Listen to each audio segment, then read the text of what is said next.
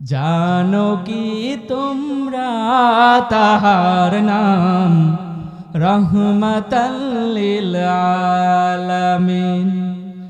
জানো কি তোমরা তাহার নাম রহমাতাল লিল আলামিন। অসহায় বুকে যে জন গোপনে করেন সওয়াল, অসহায়ের বুকে যে জন গোপনে করেন সওয়াল। দুরুদ পড়ে সুবহ ও শাম রহমাতাল লিল আলামিন। জানো কি তোমরা তাহার নাম রহমাতাল লিল আলামিন। আচ্ছা বলেন তো দেখি, এই যে বর্তমান সমাজ, বর্তমান রাষ্ট্র, বর্তমান প্রেক্ষাপট খারাপ পর্যায়ে আসে না নাই? এমন পর্যায়ে এই প্রেক্ষাপটে চলে গিয়েছে। এই প্রেক্ষাপটকে যদি আমরা ব্যাক আনতে চাই, ভালোভাবে যদি চালাতে চাই, তাহলে যেতে হবে হাজার হাজার শত শত বছর পূর্বে হযরত ওমর রাদিয়াল্লাহু তাআলা আনহু জামানায়। কথা বলেন ঠিক কিনা? তার জামানায় এমন শাসন চলতো যে শাসন দেখে মানুষ পর্যন্ত, শুধু মানুষই নয় শয়তান পর্যন্ত কেঁপে উঠত। জোরে বলা যাবে না মারহাবা? আমার ভাইয়েরা, আমার প্রিয় গ্রামবাসীরা, সেই ওমরের শাসন যদি বাংলার জমিনের মধ্যে পদার্পণ করা হতো, বাংলার জমিনের মধ্যে যদি আনা হতো, তাহলে কি খুন খারাপি, হয়রানির, চাঁদাবাজ, লুণ্ঠন, হত্যা করা হতো? কথা বলেন? কখনোই হতো না। কিন্তু আমরা বর্তমান সমাজে এমন ভাবে রাষ্ট্র পরিচালনা করছি, এমন ভাবে দেশ পরিচালনা করছি, যদি আমরা কোরআন দিয়ে দেশ পরিচালনা করতাম, যদি আমরা হাদিস দিয়ে দেশ পরিচালনা করতাম, তাহলে কখনো কখনো এইরকম লুণ্ঠন, এইরকম চাঁদাবাজি, খুন খারাপি হতো না। কথা বলেন ঠিক কিনা?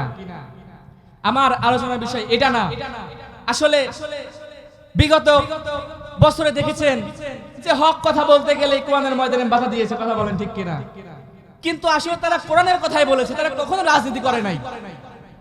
কিন্তু যারা বোঝে না, যারা কোরআন বোঝে না, দিন বোঝে না, তারা ওই সকল মানুষগুলা কোরআনের মাহফিলে বাধা দিয়েছে, বক্তাদেরকে স্টেজে মেরেছে এবং মাইক পর্যন্ত কেড়ে নিয়েছে।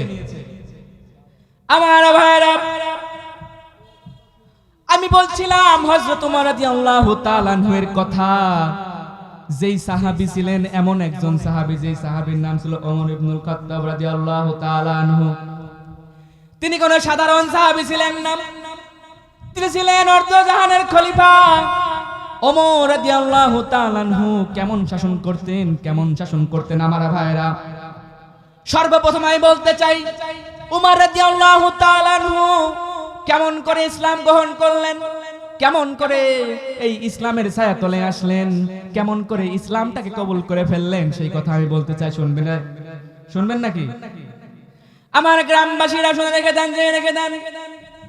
হযরত ওমর রাদিয়াল্লাহু তাআলা আনহু কুরাইশ বংশের একজন সন্তান। কুরাইশ বংশের মধ্যে একদিন মিটিং করা হলো, মিছিল করা হলো যে মুহাম্মদ সাল্লাল্লাহু আলাইহি ওয়াসাল্লামের গলা কাটতে হবে, মাথা কাটতে হবে। এমন ব্যক্তি যদি কেউ থাকে, তাহলে তাকে অনেক কিছু পুরস্কার দেওয়া হবে, অনেক কিছু দেওয়া হবে, তাকে পরিপূর্ণভাবে মর্যাদা দেওয়া হবে, যাতে করে সে মুহাম্মদের গলা কাটে এনেছে। আমার ভাইয়েরা, আমার কথা হলো, মুহাম্মদের গলা কাটা কি সহজ? মুহাম্মদের গলা কাটা তো সহজ নয়। এখন চলে গেলেন ওমর রাদিয়াল্লাহু তাআলা আনহু, তরবারে দাঁড়িয়ে বলছেন, লাব্বাইক, আমি মুহাম্মদ সাল্লাল্লাহু আলাইহি ওয়াসাল্লামের এই গলা কাটতে যাব। যদি আমাকে আপনারা সুযোগ দেন, যদি আমাকে আপনারা বলেন যে মুহাম্মদের কালেমা তোমাকে ছাড়তে হবে, মুহাম্মদের কালেমা তোমাকে বাদ দিতে হবে, মুহাম্মদের গলা কাটতে হবে, মুহাম্মদের কল্লা কাটতে হবে। এবার ওমর রাদিয়াল্লাহু তাআলা আনহু তরবারি নিয়ে, ঘোড়া নিয়ে টকবক করে বেরিয়ে পড়লেন। বেরিয়ে যাওয়ার সময় রাস্তায় দেখা হলো একজন বন্ধুর সাথে। জোরে বলেন কার সাথে? একজন বন্ধুর সঙ্গে দেখা হয়ে গেল। বন্ধু এবার ডাক দেয়া বলে, ভাই ওমর তুমি কোথায় যাও? ও ভাই ওমর তুমি কোথায় যাও এত তাড়াতাড়ি করে? তোমায় খোলা তরবারি নিয়ে তুমি কোথায় যাও? এবার ওমর রাদিয়াল্লাহু তাআলা আনহু ডাক দিয়ে বলছে, বন্ধু গো, তুমি কি জানো না আমি আজকে যাচ্ছি মুহাম্মাদের গলা কাটার জন্য, মুহাম্মাদের গলা কাটার জন্য।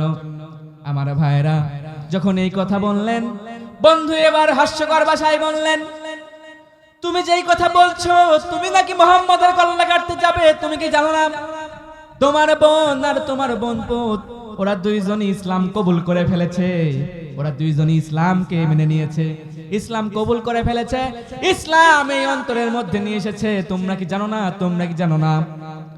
এবার যখন এই কথা বলা হলো, ওমর রাদিয়াল্লাহু তাআলা আনহু এই কথা শুনবার পর এবার তার মাথাটা হিট হয়ে গেল।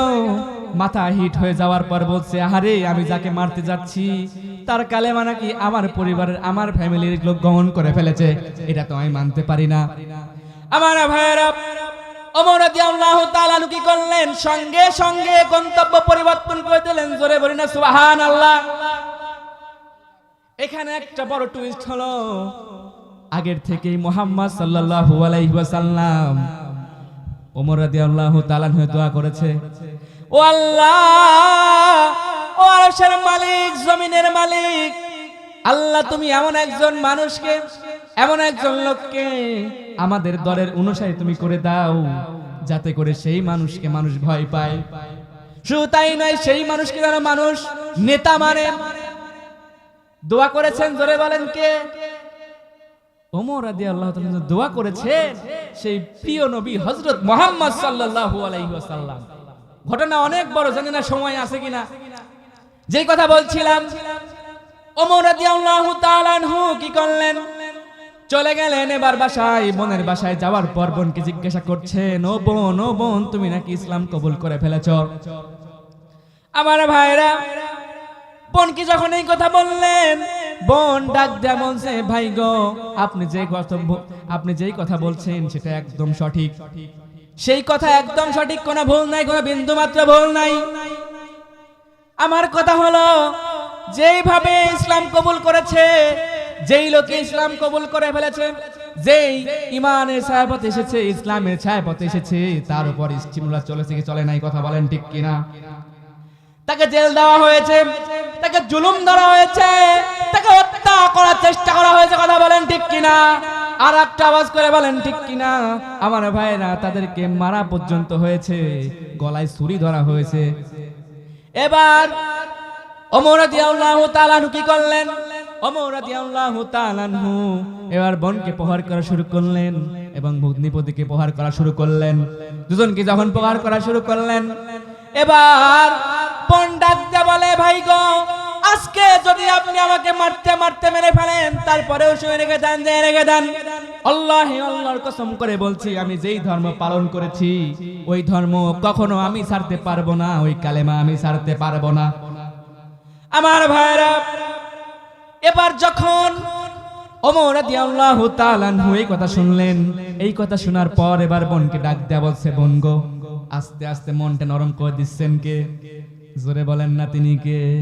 সুবহানাল্লাহ, আলহামদুলিল্লাহ, লা ইলাহা ইল্লাল্লাহ, সুবহানাল্লাহ, আলহামদুলিল্লাহ, লা ইলাহা ইল্লাল্লাহ।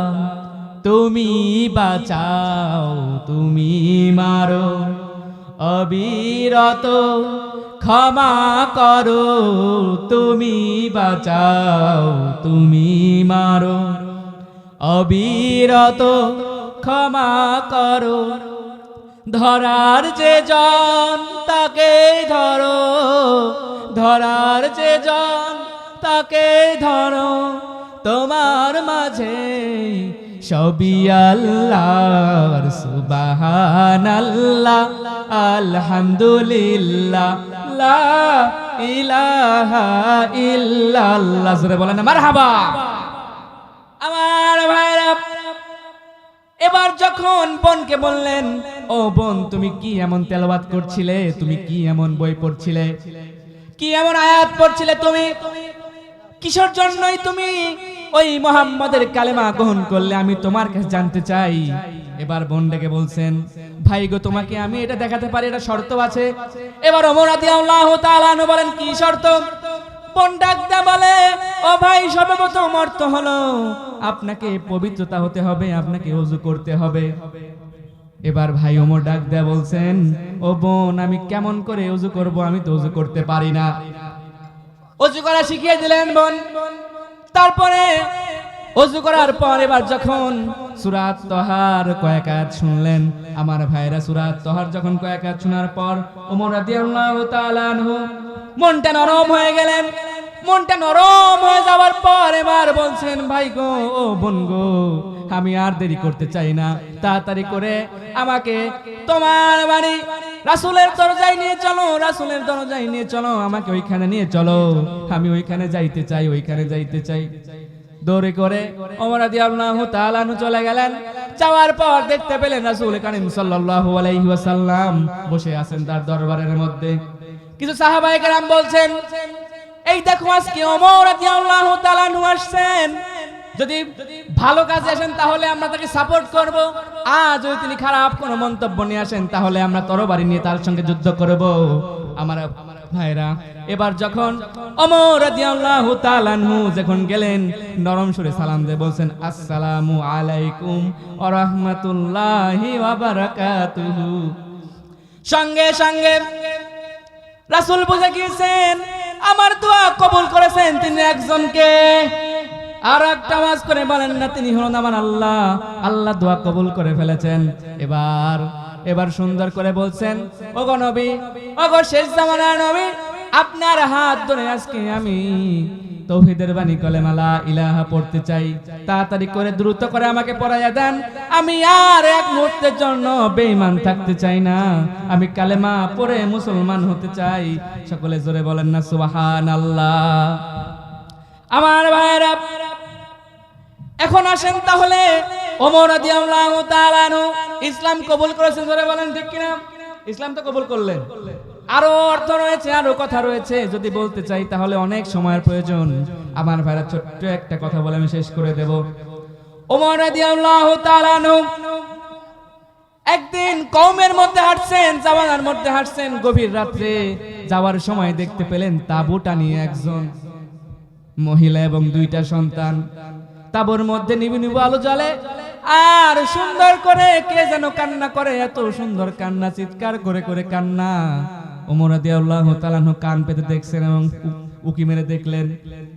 দেখার পর দেখছেন তাঁবুর মধ্যে দুইটা শিশু সন্তান কান্না করছে, আর মাটা যেন উনুনের মধ্যে এমন ভাবে কিছু দিয়ে ফুটাচ্ছে, মনে হয় ওই উনুনটা আর কোনোদিন রান্না শেষ হবে না।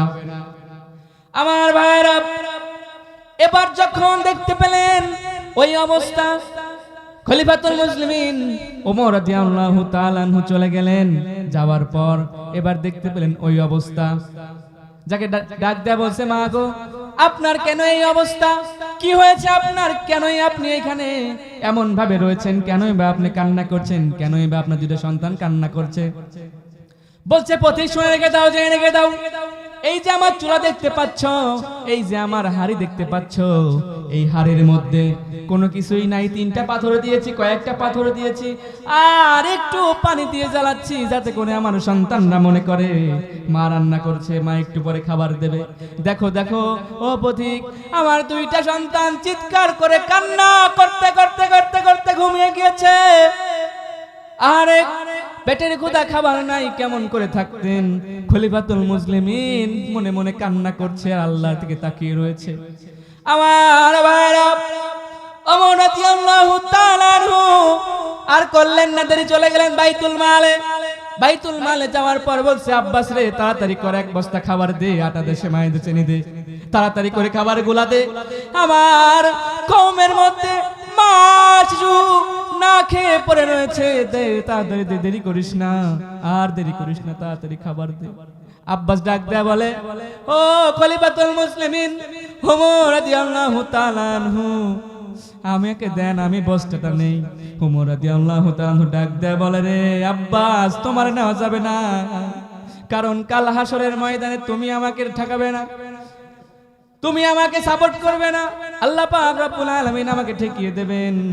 তুমি তাড়াতাড়ি করে তোমার কথাটা বলো।